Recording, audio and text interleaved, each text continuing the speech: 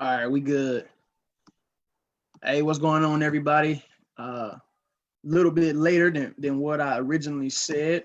However, got to do grown-up things, put kids to sleep, and all that type of stuff. Nevertheless, we are here.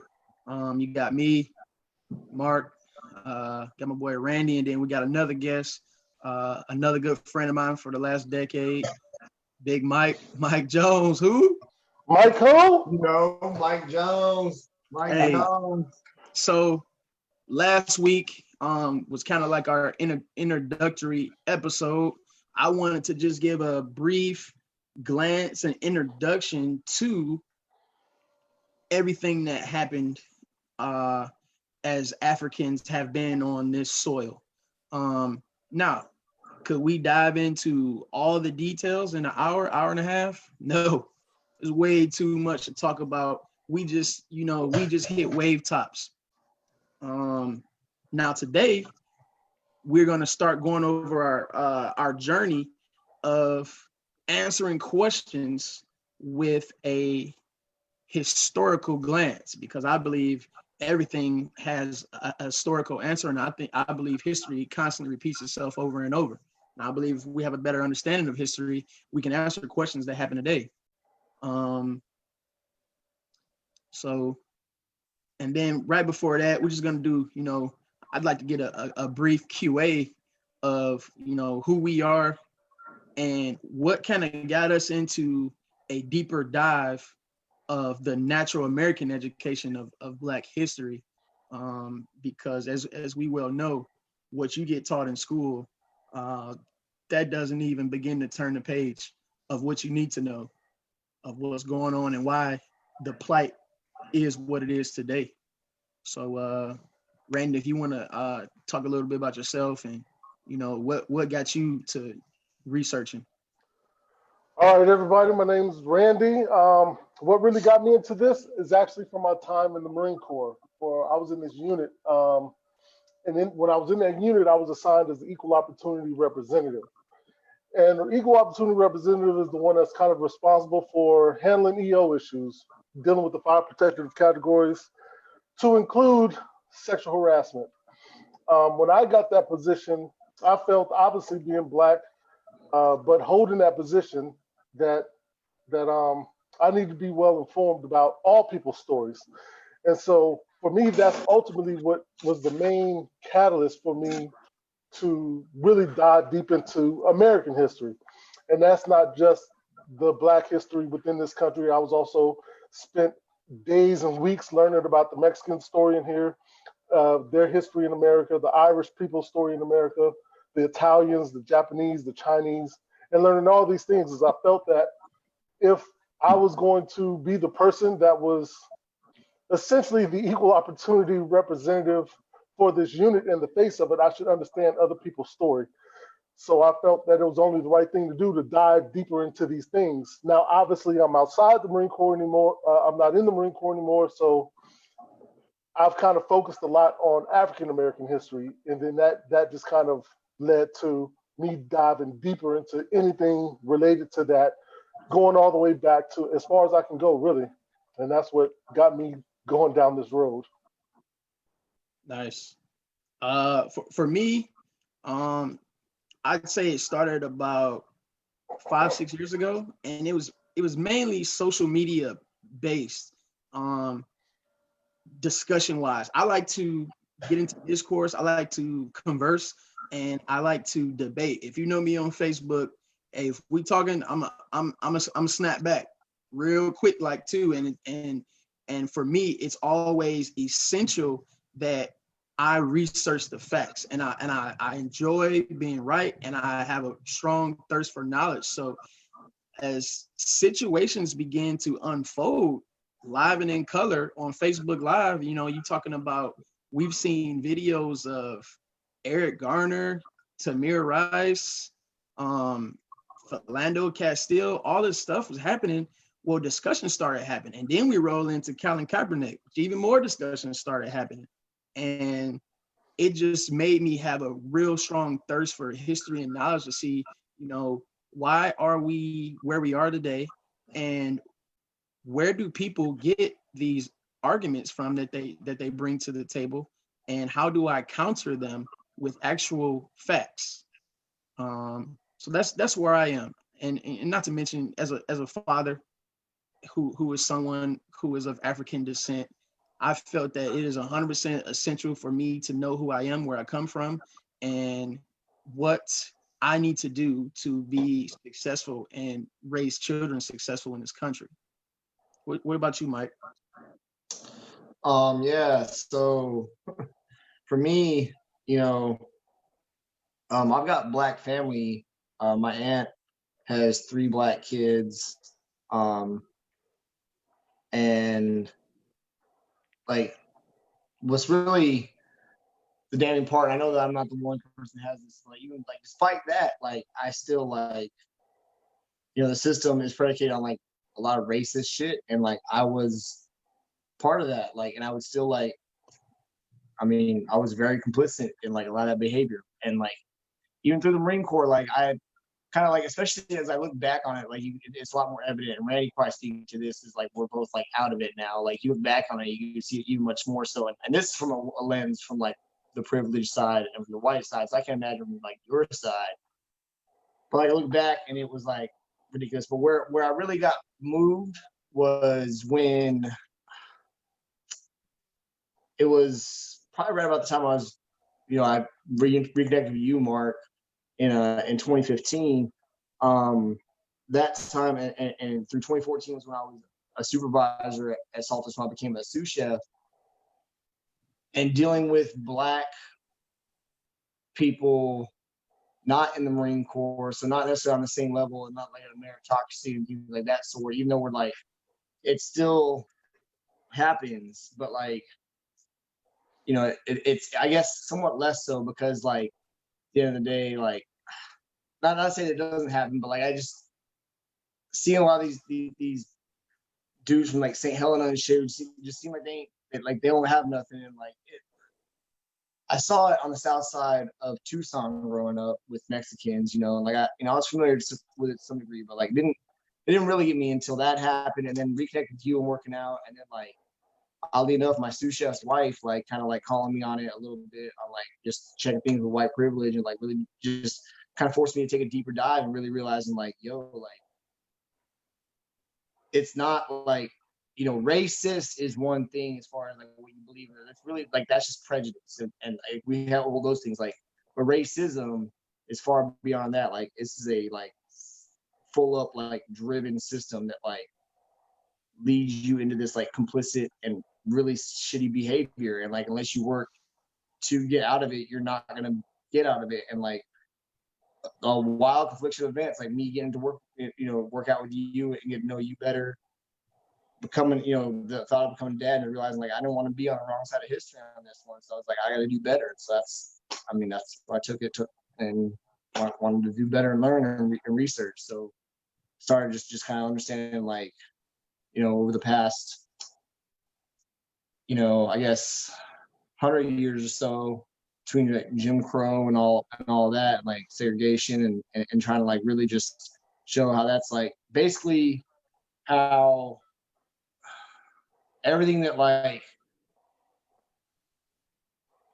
post slavery that's been done, like, you can't, like, there is no pull yourself up for your bootstraps is silly anyways, but like, you can't do that. We gave nobody any boots in the first place, and like, just how we've done everything at every turn as America to like pretty much strip everything away from like what the Black community has built for themselves.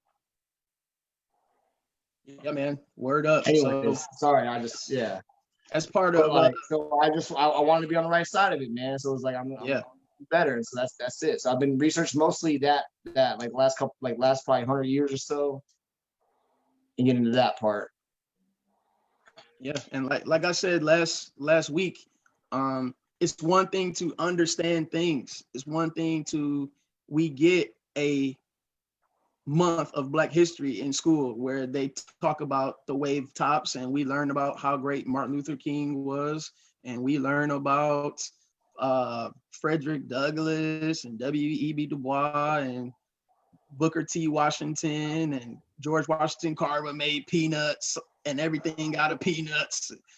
And we get these wave tops. However, what I define as overstanding, which is why I came up with that name for this little thing that we got going, is diving into what the mainstream will not tell you. It's things that you have to find out on your own, and it's out there.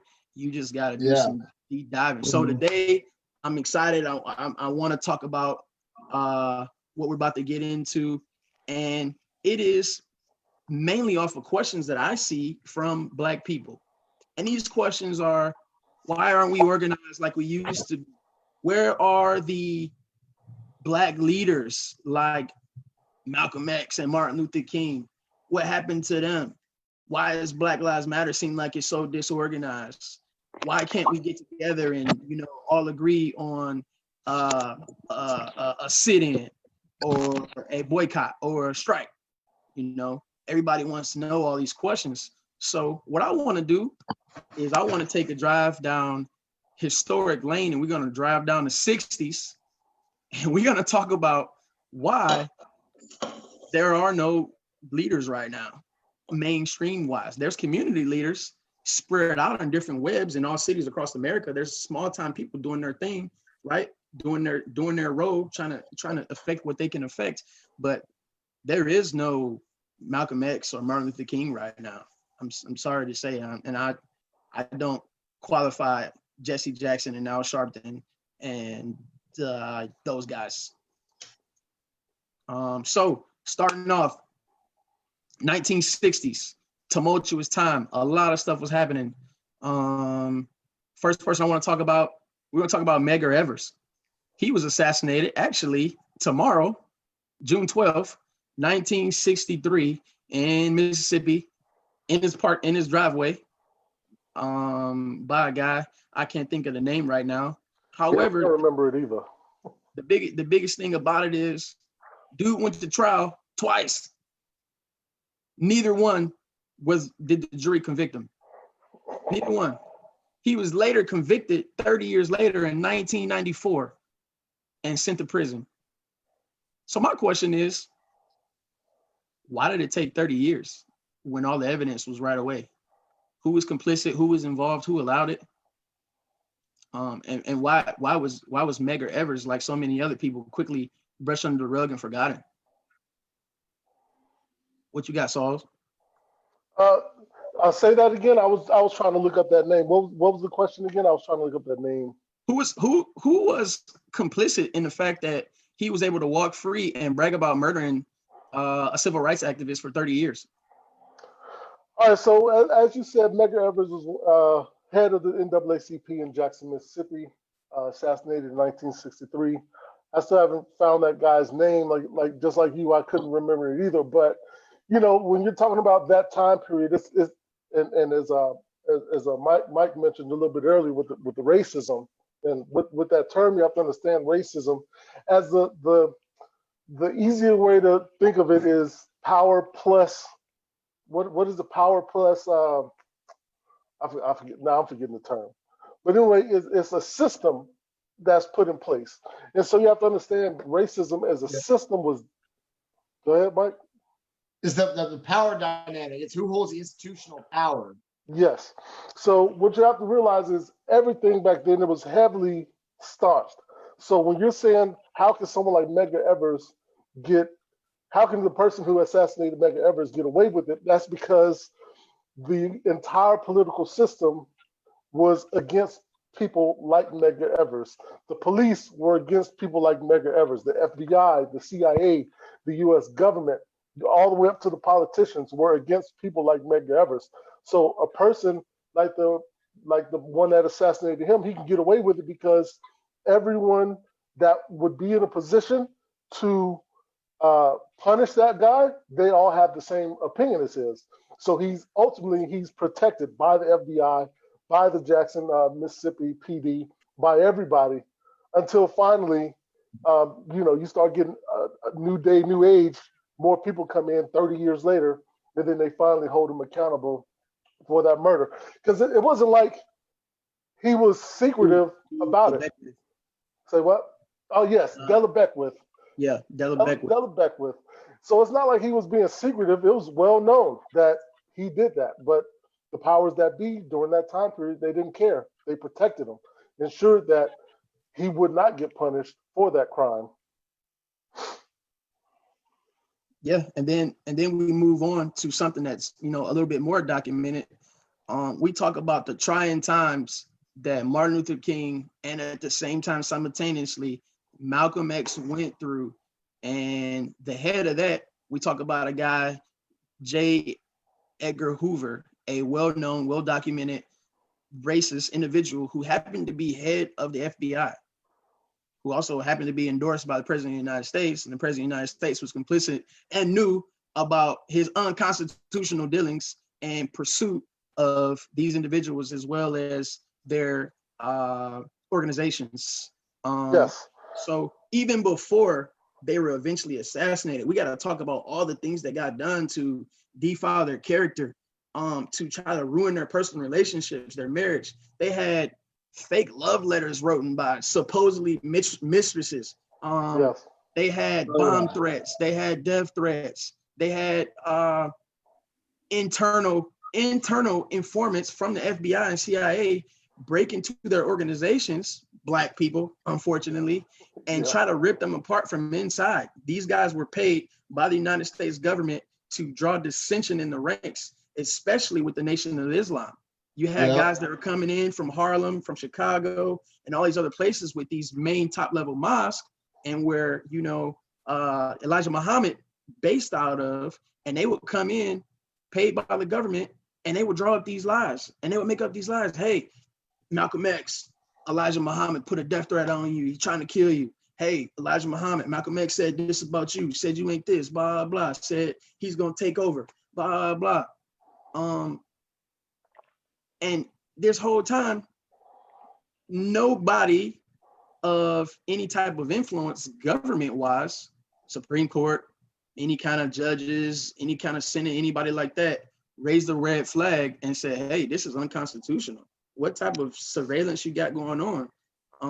And it was literally 100% documented and filed that the sole goal and purpose of COINTELPRO, which that's what it was, counter intel, was to terminate and exterminate Black civil rights leaders, or Black nationalists is what they were coined back in the 60s. That's kind of the name Malcolm X gave himself. If you want to go into that.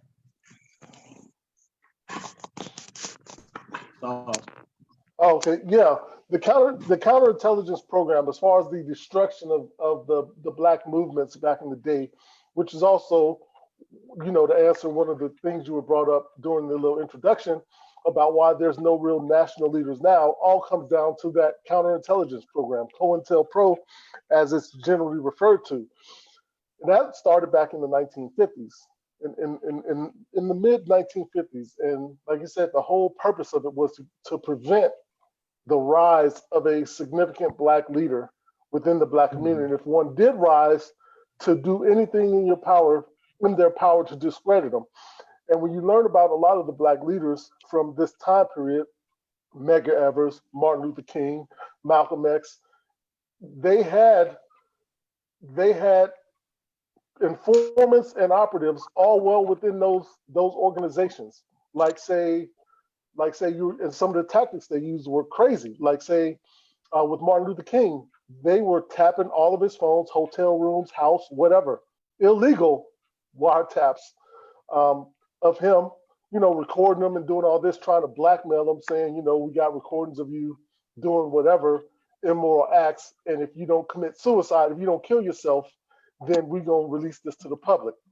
You know, these are the tactics they were using. If you want to say Malcolm X, I don't know if anyone has ever seen that Who Assassinated Malcolm X documentary that just came out, I want to say last year.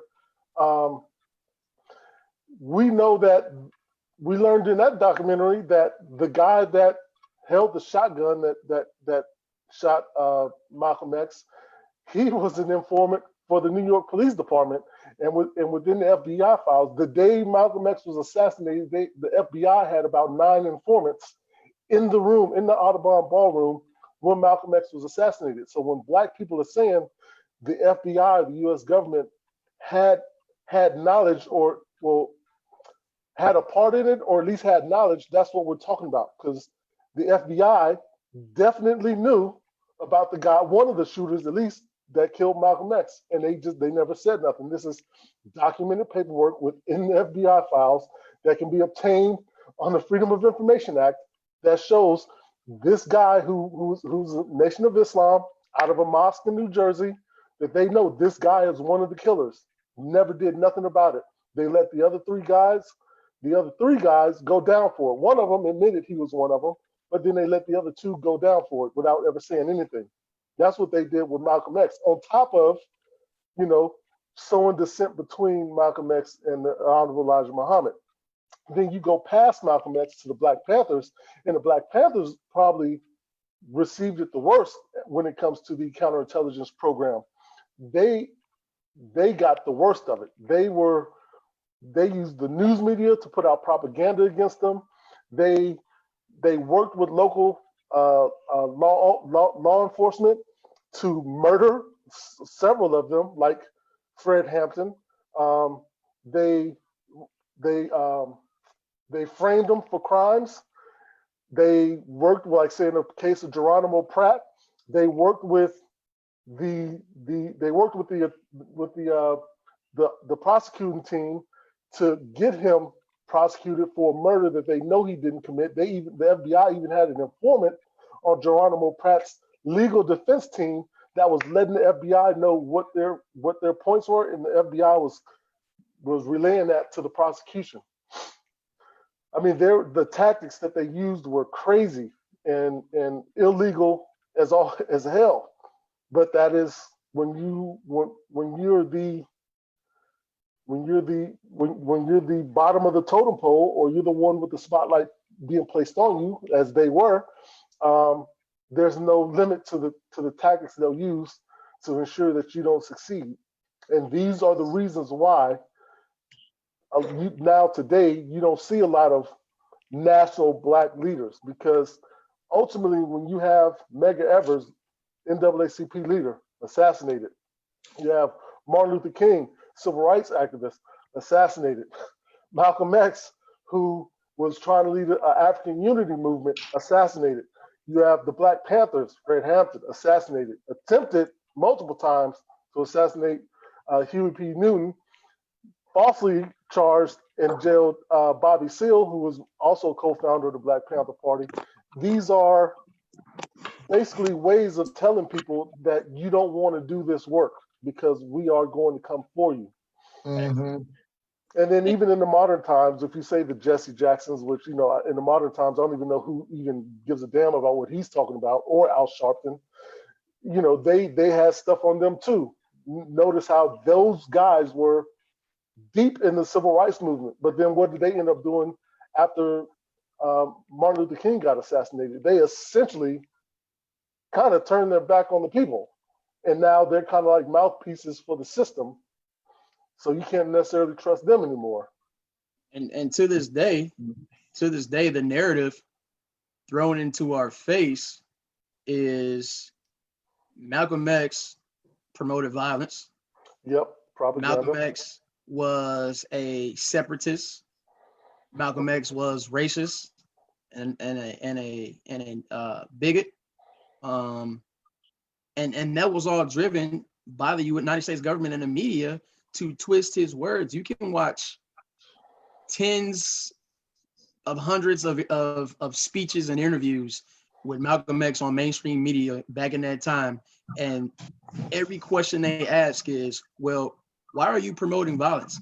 He goes through, he explains why he's not violent and why his religion promotes him to not be violent.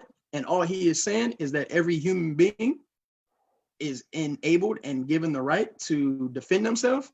And then it just goes right back, same question over again. But why are you promoting violence? Why won't you be like Martin Luther King and sit in the street and get attacked by dogs and water hoses? Well, Probably because, in my personal opinion, I don't think that's the right way. I think that you are a fool if you're gonna let somebody hit on you and not do nothing back.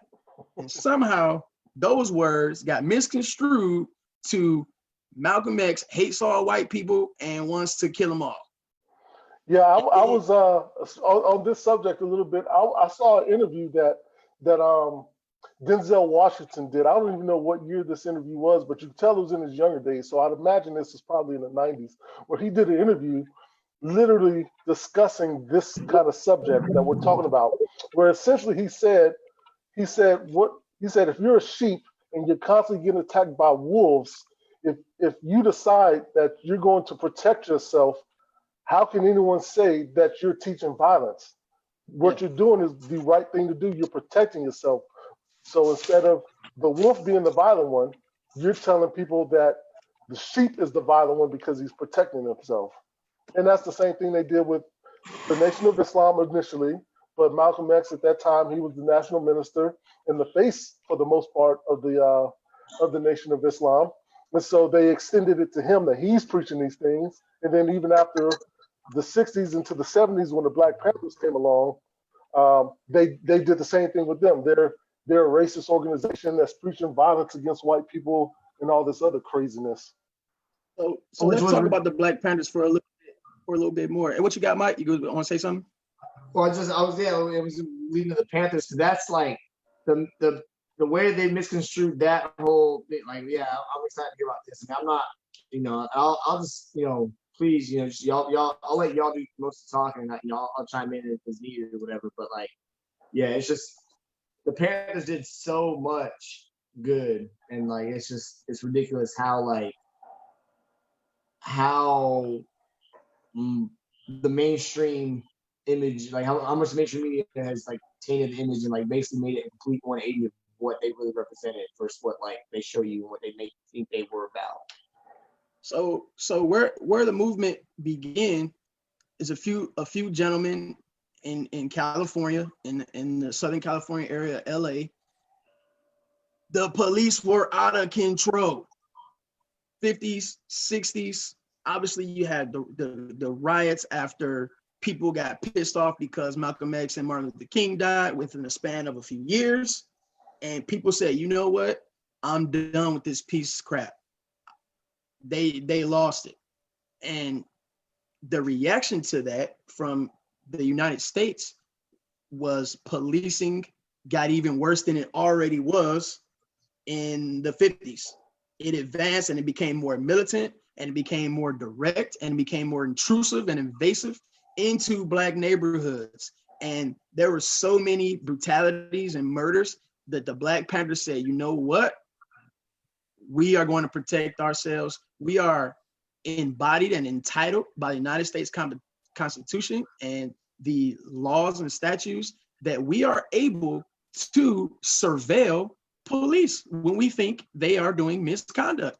And what really this originated in Oakland. And what really teed off the Oakland police was Huey P. Newton. That's a name to look up. He started following the Oakland police as they rode through the Oakland neighborhoods armed.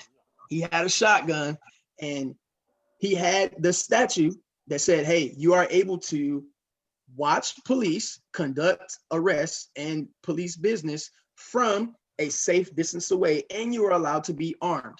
And he followed it to a T. He would be across the street to make sure he kept his 20 feet or so distance. However, it still pissed off Oakland police. They felt like their authority was being challenged and compromised. And then that was the beginnings of when they started to attack the grassroots of the Black Panther Party. What you got? Yeah.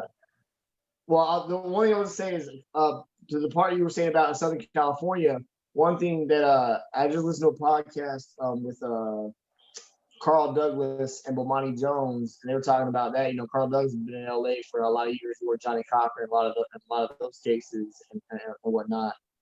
But the LAPD actively recruited cops from the South once the Great Migration kind of started to happen. And it's probably happening. At least he spoke on it with the LAPD. I'm sure probably other precincts, Chicago, Detroit, what have you. But they recruited basically like, racist folks from the South out that way to like be cops, and to like police the Black, community, like as that happened, like.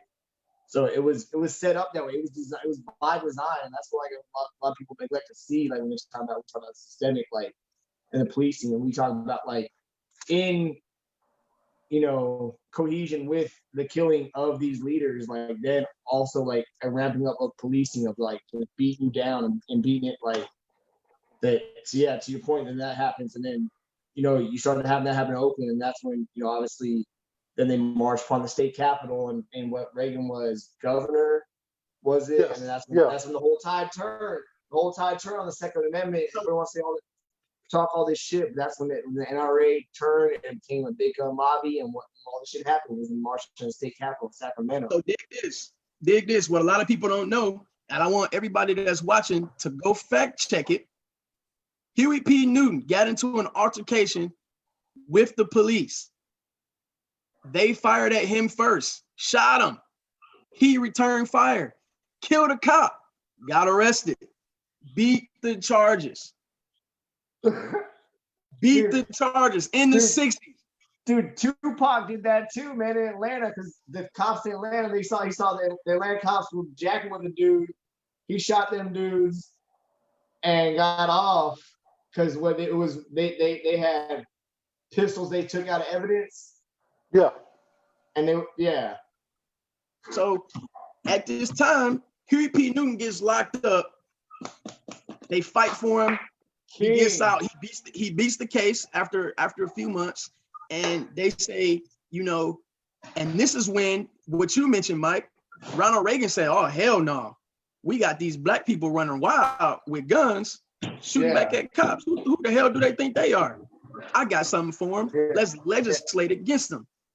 And word got out that there was going to be a mass meeting and a vote at the California State Legislature, obviously the state capitol, that they were going to vote on these new gun laws.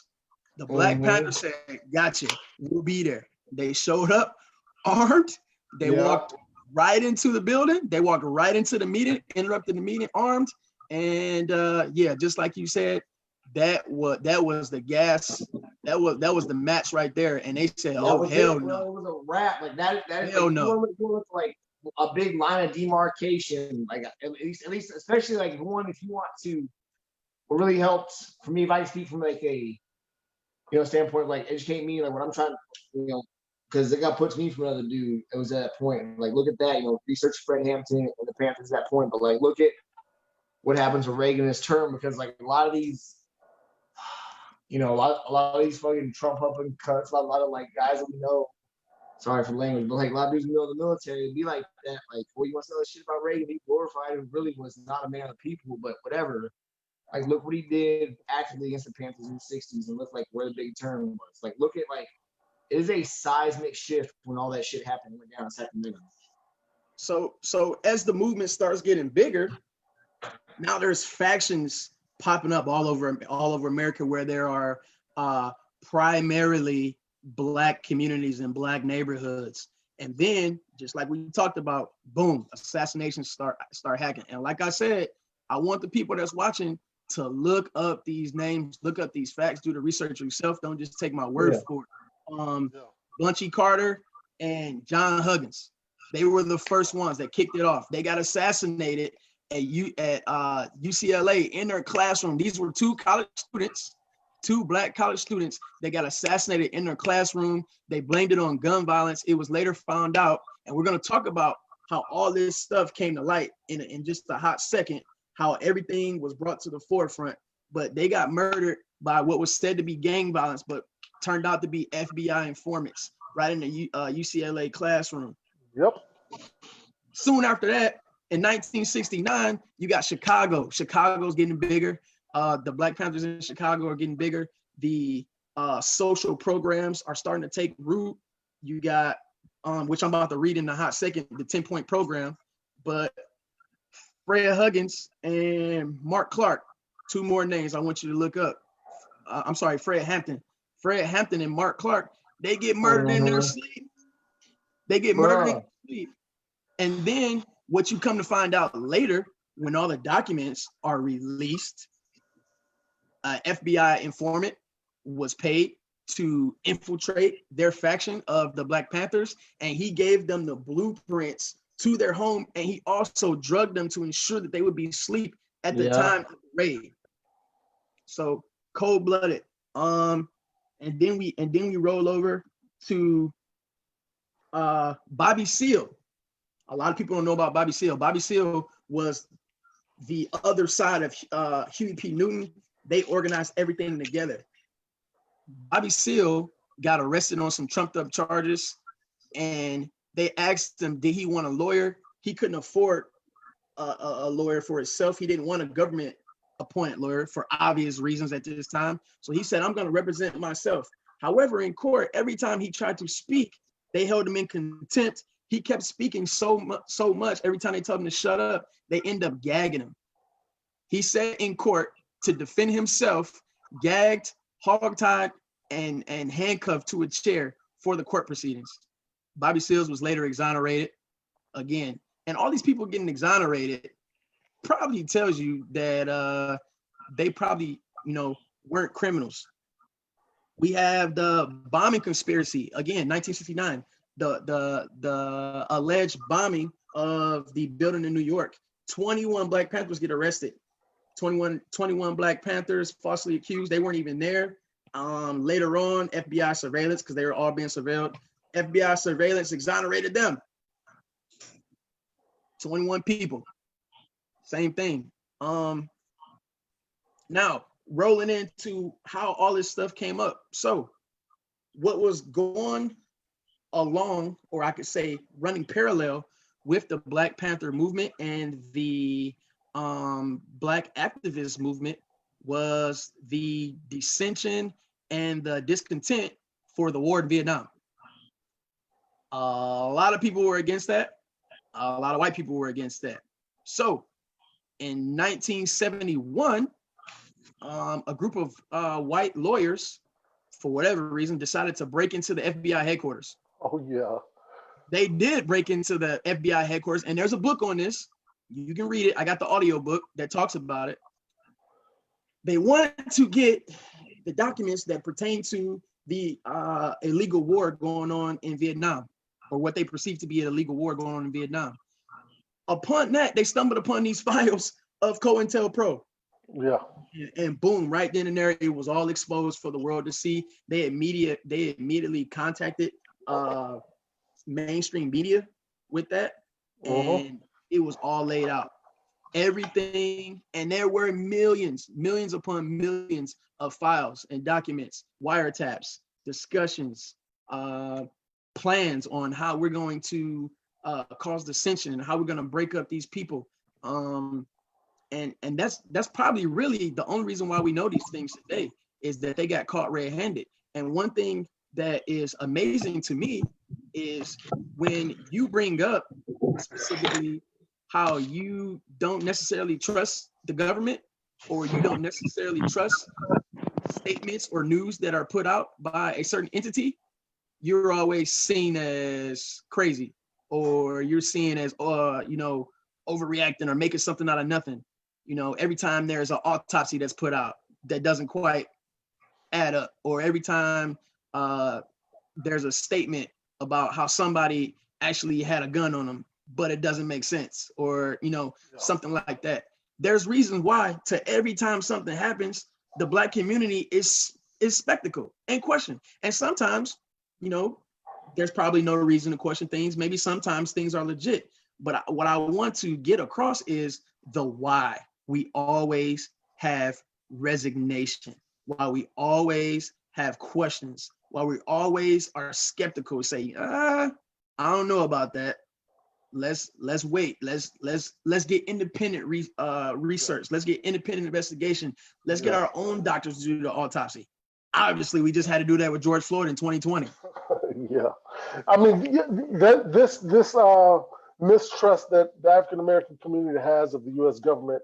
All you have to do is just know the history of African Americans in the country, and you will realize that there has been no reason for blacks to trust the U.S. government in the entire history of this country. You can start out in the beginning with slavery.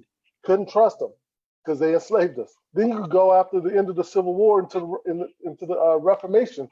What they do, the U.S. government turned their back on us, and we were left to the treatment of the KKK and people like Bull Connor and all these others in the South and Jim Crow laws. You can go fast forward to say, okay, they gave you voting rights. They passed the Voting Rights Act, but then they want to start using voter IDs and voter tests for you to even be able to vote. Then you can go forward to the Civil Rights Act, which now is illegal. But then you can say, okay, they had like the welfare system that we can participate in. During the expansion west earlier in the time periods, they had the Homestead Act where they were just giving land away in Oklahoma and Texas because they wanted to expand people west that we weren't allowed to be a part of. You can go even closer in time to the war on drugs, which we know was specifically created to target black communities and hippies, but to target black communities. You can go into the 90s with Bill Clinton and his crime bill, where they come up with the 3 strikes laws. They massively increase incarceration rates. Also in the 90s, that's when they start privatizing prisons. And these are just like major things that have gone on that affect the whole country, that the country has done. We're not even talking about the individual things that cities and states and communities have done themselves. There's literally no reason for black people to trust the U.S. government in any way, shape, form, or fashion. Whether you can say that with the medical field as well. They, as me and Mark talked earlier, they tested syphilis out on black people for a period of about 60 years. They tested syphilis out on black people unknowingly, just injected them with it and wanted to see what happened. That started like in the 30s, and I think it didn't end until the 70s, till the last one of them died from the syphilis. They just wanted to know, hey, what happens if you get syphilis and you let it run its course without any medical treatment? You can go to even within the military. They tested out chemical agents on black soldiers in World War II on the battlefield. There is literally no reason for black people to trust the government. And so that's why now when anything comes out and it involves some kind of government official, cops, technically they represent the state, so they are government officials in a way, local government. So when they say something or an incident happens, the natural reaction for us is, I don't trust it. I don't believe it, because what reason do we have to believe it? If you want to get away from the major police brutality issues, you can go to the documented instances where cops have been caught on camera planting evidence on people. Cops have been caught on camera fabricating a story to frame somebody. And these are like little small unknown cases, unless you've just seen that video, that body cam footage. If you haven't seen that body cam footage, you wouldn't even know about these things. So black people as a whole have no reason to trust the U.S. government. And in general, what I'll tell my white brothers and sister counterparts is, it is best that whatever black people are complaining about as a whole, that you pay attention to it. Because it's only a matter of time before the tactics they use on us, they start using on you all. Because,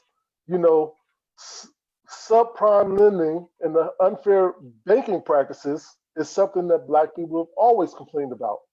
White people never cared until the housing market crashed in 2008, when it became obvious that they were victims of the subprime mortgage lending. Then it's like, oh, there's a problem. When we complain about something like civil forfeiture, which is essentially the cops can confiscate your property, that could be upwards of a house, and accuse you of gaining that house or that property through illegal means. And you literally have to go through a court case in order to get your property back.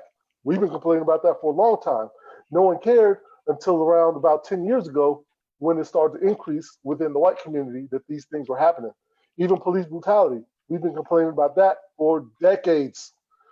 Now you're starting to see on camera that it's not just black people. Yes, Black people as us, because it's something we always go through. We focus on the issues with us, but you can see on camera that they do this to anybody, Mexican, Asian, white, it doesn't matter. How many videos in a time where people are protesting because of police brutality, the police on camera are brutalizing people, pushing old white people to the ground, busting their heads open, bleeding out of the ears. White people that are walking on canes getting pushed to the ground. It's not just us. So in general, anything that the Black community complains for and pushes for ultimately affects the whole country and it benefits everybody. It doesn't just benefit us. The civil rights was Black people fighting for civil rights, which then extended to all Asians, all Hispanic, all Latinos, all white, extended to everybody. When we push for all these things, it ultimately helps everybody. We just have to get our counterparts to learn the history, understand the struggle, understand the story, and so that you're not fighting against us, you're fighting with us. So I want to just drop one point, kind of hopping around real quick. Yeah. I want to drop one point, and then I'm gonna roll over the road, and I'm gonna play a little bit of devil's advocate here, and I'm gonna ask some questions. I'm gonna pose some questions, and we're gonna take some point of views, and I want to attack it with the questions and the angles that I see on a daily basis on social media. But first, I want to get into the Black Panthers 10-point plan and what they really stood for and what they were asking for. It was pretty simple. It was anything that any other American is asking for, and why most Americans think the Constitution was such a fantastic document, because it entitled people to all these things. But here we go. We want power to determine the destiny of our Black oppressed communities, education that teaches us our true history and our role in present day society. 1. We want completely free healthcare for all Black and oppressed people. We want an immediate end to police brutality and murder of Black people, other people of color, all oppressed people inside the United States. We want an immediate end of all wars of aggression. We want full employment for our people. We want an end to the robbery by the capitalists of Black community. We want decent housing fit for shelter of human beings.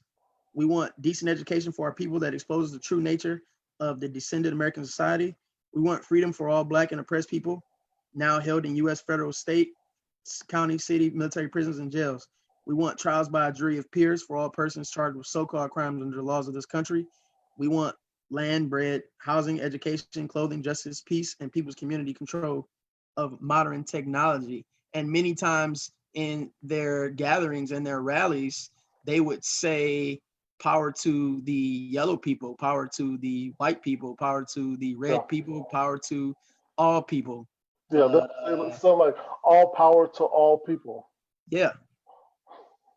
Somehow they got targeted as a hate group and anti-white, socialist, fascist, all that crazy stuff. And just to go real quick, just to go deeper into that, that's one of the things that if you don't research the history of the Black Panthers, that people don't even realize they were actually a multicultural organization.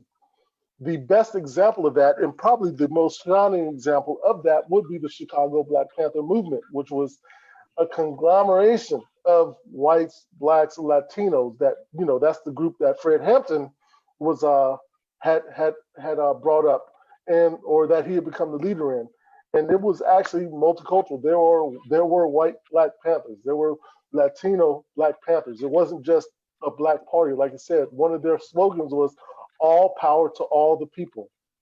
Yeah, a lot of Jewish, a huge Jewish influence. A lot of their legal representation, a lot of their behind the scenes support were, like you said, other nationalities, white people, Jewish people, Hispanic people. It was not just the only people we care about as Black people. But so I want to pose this question to anybody who wants to take it on. We're sitting here and we're talking about the United States government is, the big bad devil, and just messing with all these people for what seemingly is no reason. What benefit does the government have with doing everything that we just talked about? Why would they even do this in the first place? Well, I mean, a lot of it really has to do with straight up capitalism. I mean, you go to like the root of it, and like that's what like I mean, yeah, like the Panthers were socialists, like they were Maoists. Like, I mean, they instituted like school lunch program, things like that. Like, they were about that. MLK was a socialist, and when you start messing with the money, like that's when it gets real. That's my thing about like the COVID. It ain't so much about like whatever it's gonna do. It's not about like we all don't worry about who of us gonna die or whatever. But when real deal money is moving around it, then that's why it means it's real. And so MLK started, opposing the war and started talking like real socialist stuff. That's when he got killed. Like, the Panthers, like a real socialist type movement, they're labeled as a terrorist group. Like, that's what it is. At the root of it is money. And like, at the end of the day, like this system is predicated on like infinite growth with finite resources, and you can't do it without like really, really cheap or really, really free labor. So you go back to the 13th Amendment. Well, how do you keep that free labor?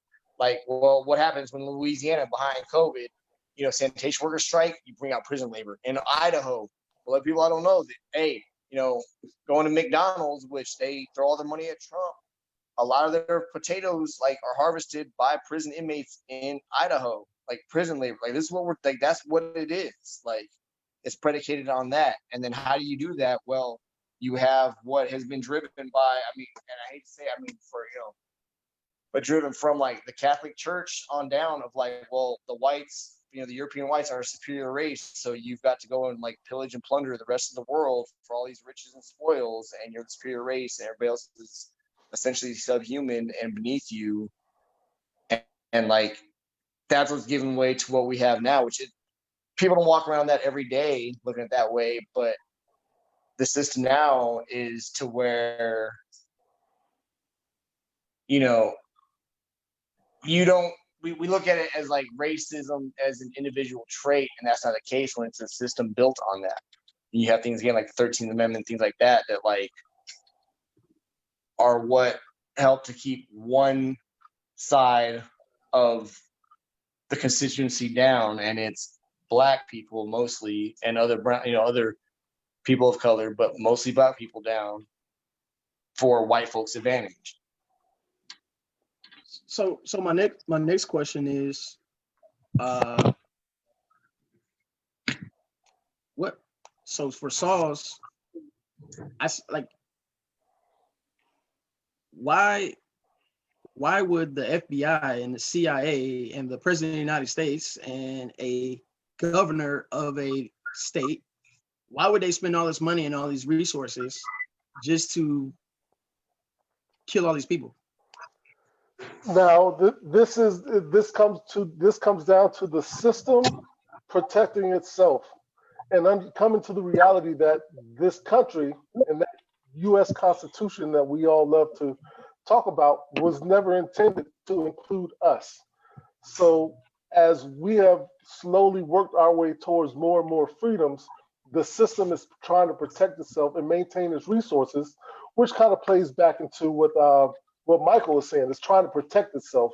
It seems crazy now, but if you just think about it from the beginning of what it was, is we have this free labor. There's a movement to set that free labor free.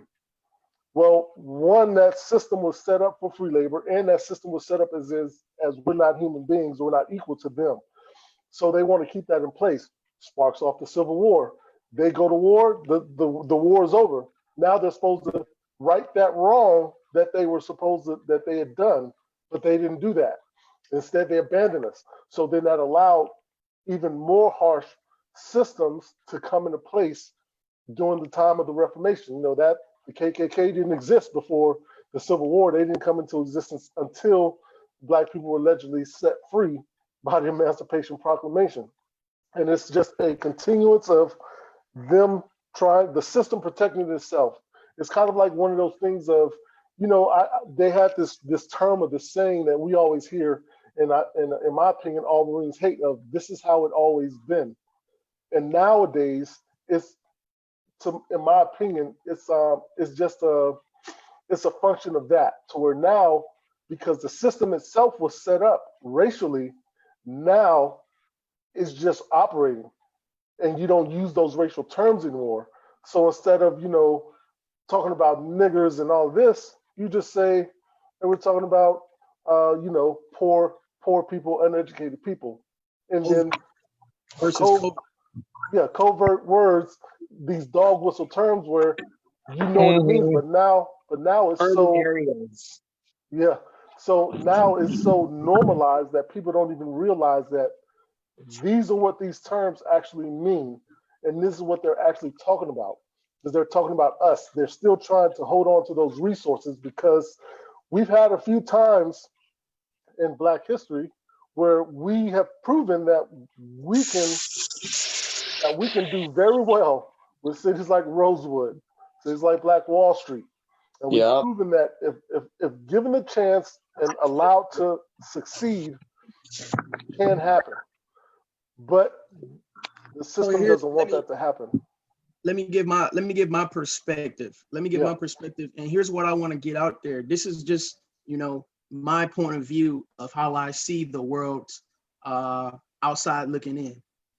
The everyday blue collar, hardworking white man, for the most part, is not an enemy to me. No. Even if this average white man is an active member of the KKK and doesn't even like Black people, he is not a direct adversary or threat to me. No.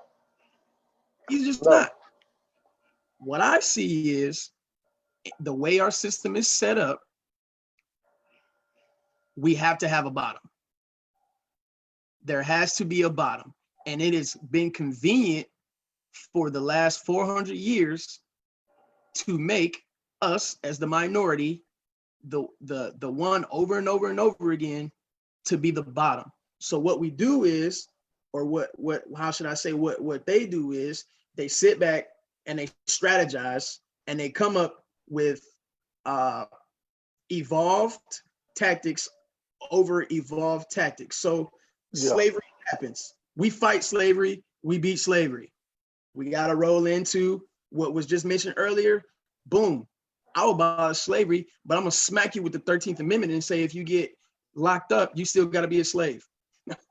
we go through, we got Jim Crow, we finally beat Jim Crow, and I'm gonna slap you, with the evolution of the increased policing and mass incarceration, and now you are still going to be my bottom and indentured servitude. I gotta have a bottom. I gotta have people that I can pretty much step on to make me higher. And it's very unfortunate. And I think if we as a nation understand that hey, it is not your next door white neighbor that's holding you down. It's actually the fact that we won't work together that's holding us down. Those are the things that are eventually going to start to make change and affect things and affect policies but right now, the huge issue that we have is the majority of the population are just lookers. The majority of the white population are just driving past the guy holding up the sign, the hitchhiker. And unfortunately, Black people happen to be the hitchhikers. We're saying, hey, man, need a ride, dog. You can hook it up. And the majority of white people, unfortunately, are like, nah, dog, that ain't my problem. I'm about to keep going to my job every day and keep enjoying what I got going on because I got to feed my family. And I can't be risking what I got going on because I'm not really much better off than you are in the grand scheme of things. Like, yeah, I got certain things that I'm privileged to, and there are certain things that I can benefit from, but in the grand scheme of things, overall, the average white man isn't too much better off than the average Black man. Yeah. So these are things that we are so caught up in this system and we're so misconstrued, and we let this overpowering system drop these narratives, and it separates us. Let me ask you a question, and it's actually a thought that I'm getting from from the comments on your live feed from this one's from Marcus and Tamika Williams, and this is definitely one that we hear all the time when we're talking about the current state of the Black community. When they say, "What about Black on Black crime?" Oh, nice. So, Black on Black crime, right? Percentage wise, 89 to 90%, depending on what website you look on, of Black people are killed by Black people. Got it. Boom. Yeah. And you look at the white people kill by white people. End of the We'll kill close by people in close proximity to us. You look at the other end of the spectrum, 85 to 87% of white people kill white people. You normally kill people who are in close proximity to you. Now, here's the backside of that argument that a Candace Owens is gonna throw at you, right? Yeah. This is what she's gonna say. Yeah, white people kill white people and Black people kill Black people. However, murder and violent crimes are disproportionately affecting the Black community. Pretty much calling us all murderers and crazy people. Well, the argument to that is, and the answer to that is, anywhere in history of this world, not just America, if you look at the history of this world, where you have predominantly poor people, you're going to have predominantly crime. Where you have predominantly crime, uneducated people, I'm talking about violent crimes. So murders, right? Where you have predominantly uneducated people, when you have predominantly people that the only way they can feed them, they feel that they can feed themselves is by distributing narcotics and things like that, felonious activity. Well, that's what you're going to get. You back people up into a corner and you expect them not to survive off of what they know. You know, something that I've been thinking of the last few weeks is if Black people are so prone to violence and it's not our diaspora and it's not the plight that we've been put in, well, how come criminals that were criminals that make it out of their plight based on their entertainment or their talent or whatever? So you want to talk about a Jay-Z who was a known huge drug dealer in the city in New York. You want to talk about dudes like T.I. You want to talk about dudes like Gucci Mane who did a sentence for murder. You want to talk about all these guys. Now that they're rich, guess what they're not doing? Killing people, selling drugs. They're normal dudes because they live in a nice house in the suburbs. So that defies the fact that Black people are naturally violent. That defies the fact that Black people are inherently induced to criminal activity. All it's saying is, if you put any man in some of the conditions that we've been put in the last 100 years, you're going to be subject to criminal activity. And that's my perspective on Black crime. Yeah, man, that sounds good. I mean, that is always one of the counters whenever we want to talk about our problems is, oh, well, what about Black on Black crime? And it's amazing that people don't understand that it all comes down to proximity. Like in Japan, who do you think is committing crimes against Japanese people? It's other Japanese people. So, and that's probably more like 100%. So to try to make a connection between criminality and that stat is just ridiculous. And it's like you said, these situations that majority of Black people come from are coming from high poverty environments, not too many jobs, poor education. And so when you coming from those kind of environments, then it just everyday life becomes just survival.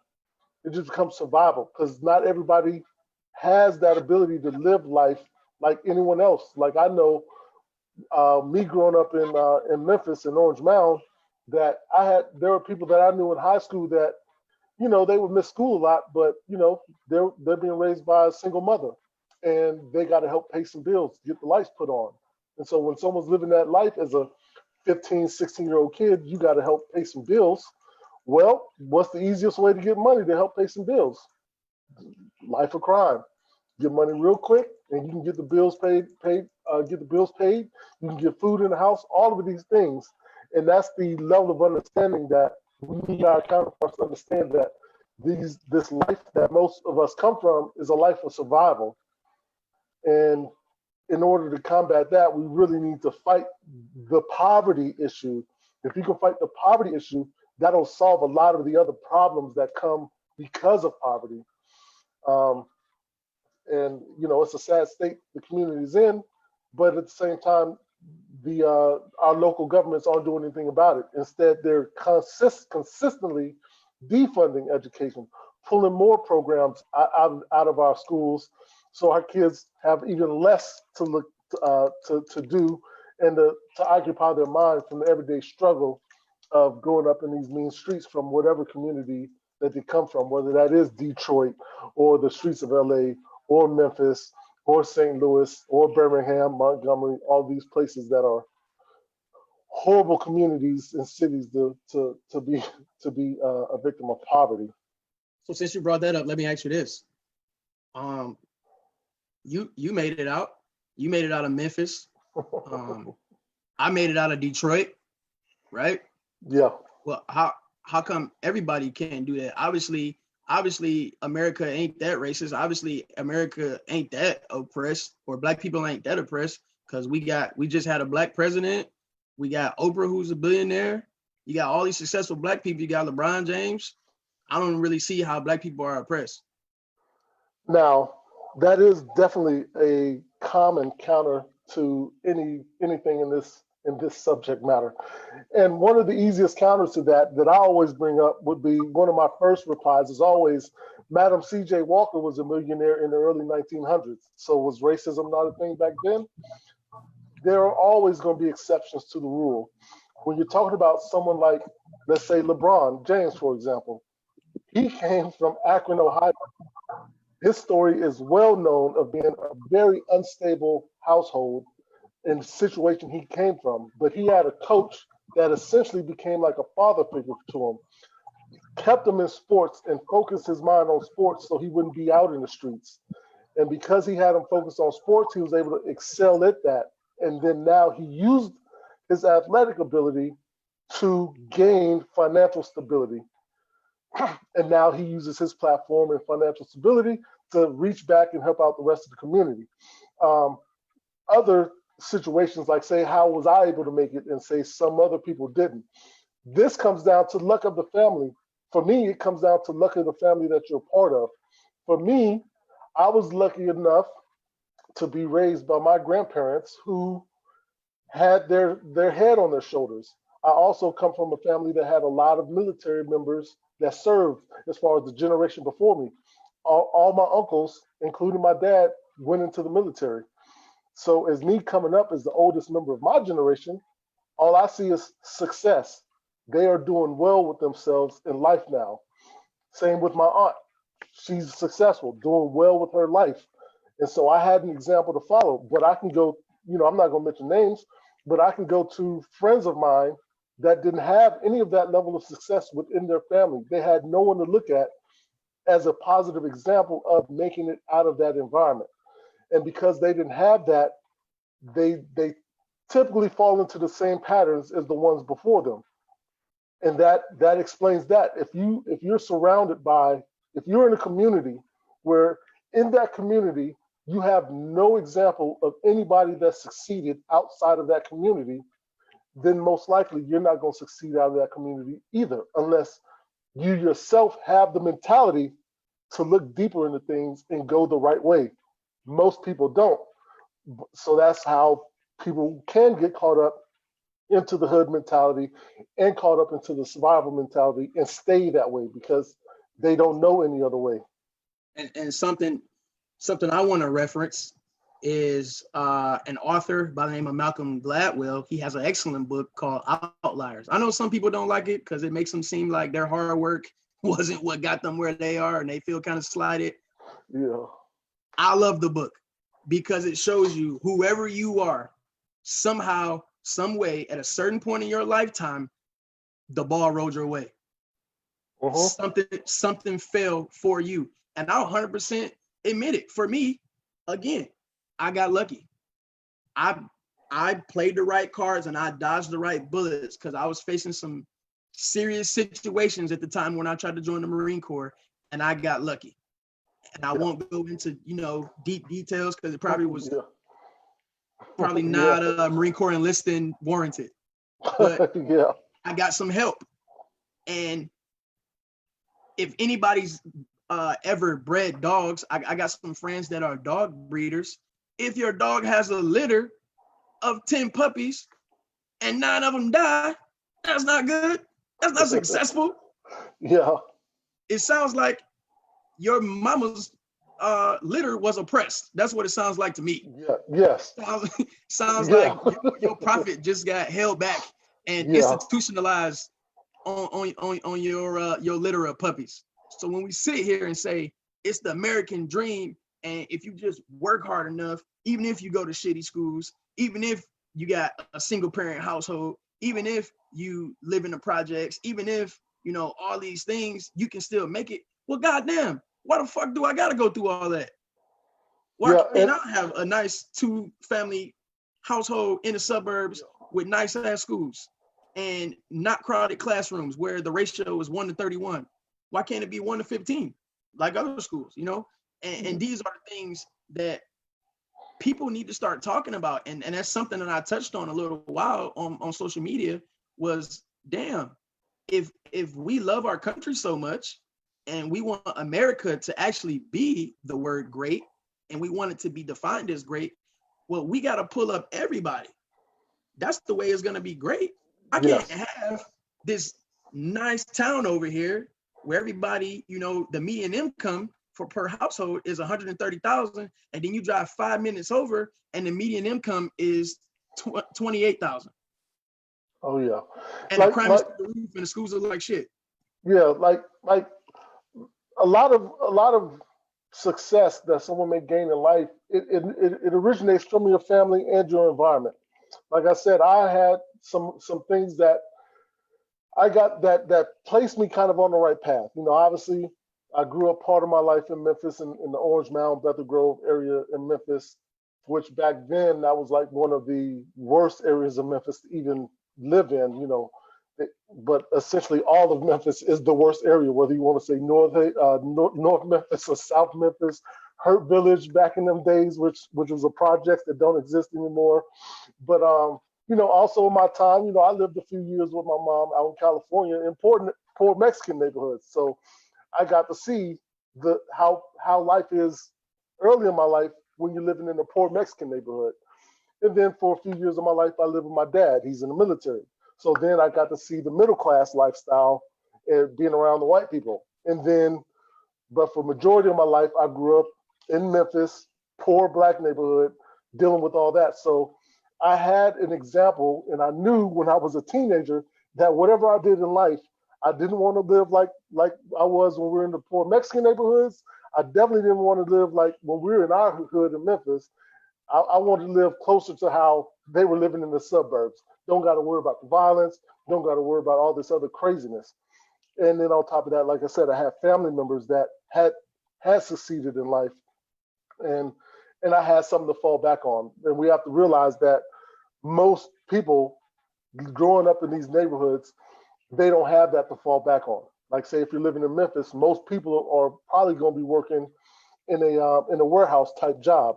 Like Memphis is big in the trucking industry. So most likely, if you see a successful black person in Memphis, they're probably a truck driver because the industry is huge. You know, FedEx headquarters is in Memphis.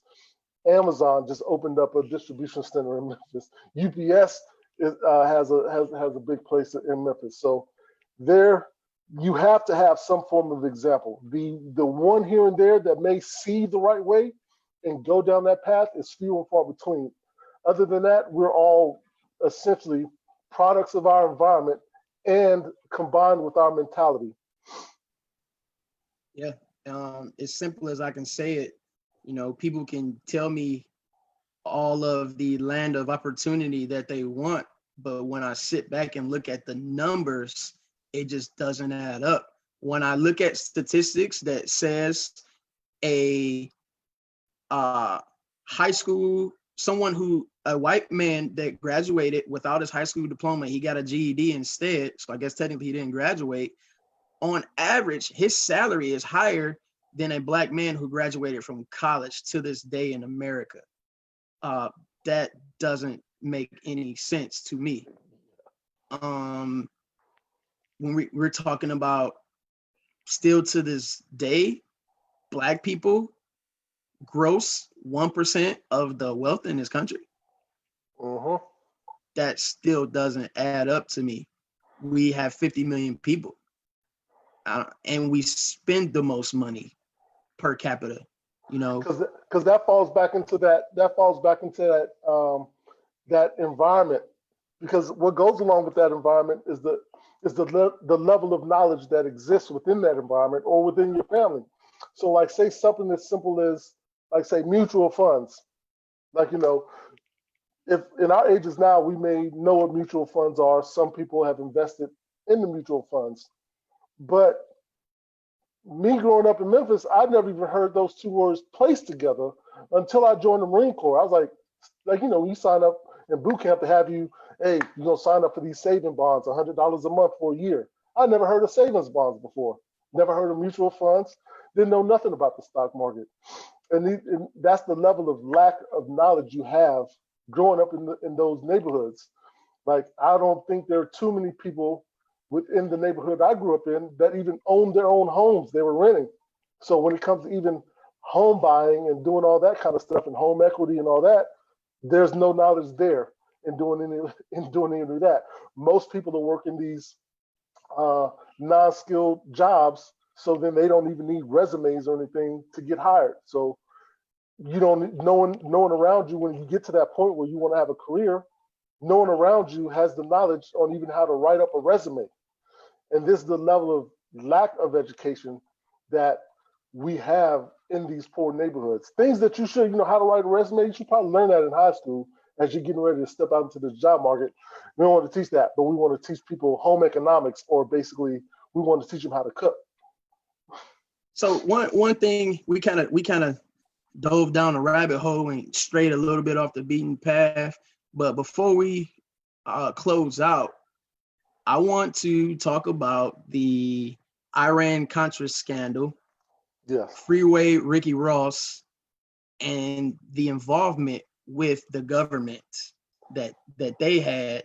No, this is not the exact same how we started when we were talking about the assassination and extermination of our Black leaders, but it's in itself another example of the corrupt United States government exploiting us, using us, capitalizing off of us, and then on the backside, blaming us. So if you want to go into that.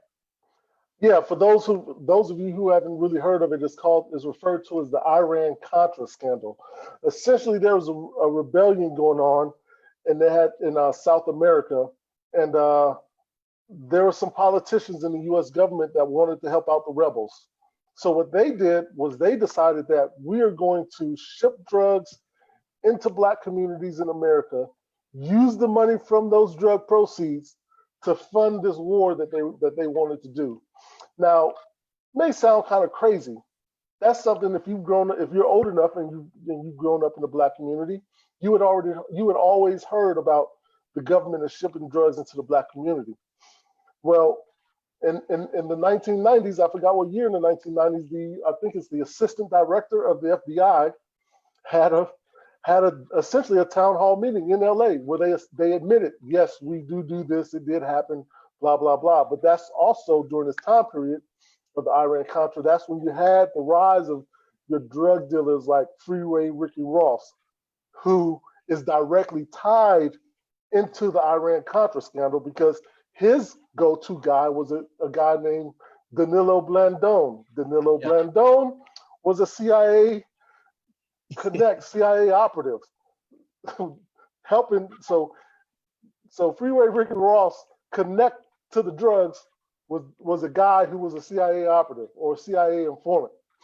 They had the movie a few years ago, I forgot, Made in America, starring your boy Tom Cruise, about the guy that was flying the drugs from South America into the U.S. This is known fact of a program the U.S. government did to help them fund something else, but targeted the Black community. And then on the heels of that, in the 70s, as we roll into the 80s, After they shipped all these drugs into the Black community, then they institute the war on drugs to criminalize the people utilizing the drugs that they shipped into the communities. That's crazy. And again, I must re-emphasize that there are some names that are complicit. And these names are, let most people tell you, American heroes. These are some people's idols. These are people that would tell you that, you know, they did great things on behalf of their nation. So we're going to talk about Ronald Reagan, implicit. We're going to talk about George Bush Sr., implicit. Yes. A lot of people don't know this guy, but I implore you to look him up. Oliver North. Oh, yes. Who testified on the stand, guilty. And then later on became the head of the NRA somehow. I don't really know how that happened. And somehow the guy you mentioned, Blandon, somehow he committed suicide, shot himself in the head 2 times. How you do that? Yes. The same happened to the reporter that broke all this. I forgot his name, but the guy that wrote the book. Yeah, same thing. He committed suicide by shooting himself in the back of the head 2 times. Yeah. If you want to watch a movie about it, they have a movie called Kill the Messenger, which I think is starring Sean Penn, and that movie is about the reporter who broke the Iran-Contra scandal. So that's a movie you can watch if you want to get some knowledge, you know, entertainment-wise on the Iran-Contra scandal. Another documentary that you can watch pertaining to the Iran-Contra scandal that kind of feeds into it is the Cocaine Cowboys. Real good documentary about the cocaine trade in Miami and how it played into all of this. And it's good to bring all these things to light. You know, a lot of these things happened before somebody like me was even born, but it's good to bring these things to light because for the most part, if you're on the outside looking in, it sounds like the Black people are crying wolf a lot. It sounds like Black people are just spooked and just crazy conspiracy theorists, and everything is the government. Big bad, oh my goodness, oh, it's the government again. But over and over and over again, guess who it is? Let's talk about Bill Clinton when he was the governor of Arkansas. Oh, yes.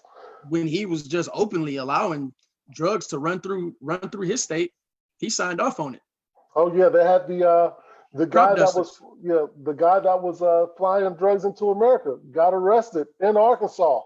Yeah, got arrested. Bill Clinton is the one that made that call. Hey, y'all let him go. People don't know that he pardoned them. People. How you pardon somebody before they even go on trial? Yeah, it's crazy. It's like all these people, like especially for Black people, you know, for the most part, Black people have loved Bill Clinton. They always, oh, he's the first Black president, all this because he picked up a Black baby and kissed it during the presidential run, all that. You know, Black people as a whole, we love Bill Clinton. Yeah. Until we found out the shadiness that Bill Clinton was involved in, you know, that crime bill he passed and how it dramatically increased the incarceration rates of Black people. It's just crazy. The things that people do in the background that's if anything that people need to understand is you need to watch what actually happens and pay less attention to what they're telling you was going on, because it's always something extra going on. While you're paying attention to what they're telling you, they're doing some shadiness behind the scene, which is way worse than whatever they're telling you about. If in my personal perspective, if too many people are jumping on something or behind a person, my first reaction is to question it and see why. Why is MSNBC, CNN, you know, all these major news media outlets, why are they so quick to rally behind this individual or this idea? You know? Oh yeah. Like you said, Bill Clinton was the Black people's hero. Somehow, I don't know. This is, you know, his time was when I was a little kid. So I don't really know what he did as a president that was so fantastic to Black people. However, we ain't ready to talk about the 26 visits he took to Epstein's private sex island. We ain't gonna talk about that. No, not at all. You gotta let that. Hey, quit bringing up old stuff, man. Quit bringing up the past. You gotta let it go. Yeah, man. But I think we can go ahead and wrap it up. Yeah. Leave some stuff on the table for next week. Appreciate everybody that listened. And like I said in the beginning, man, I hope that some of you wrote some things down. I hope that some of you took notes.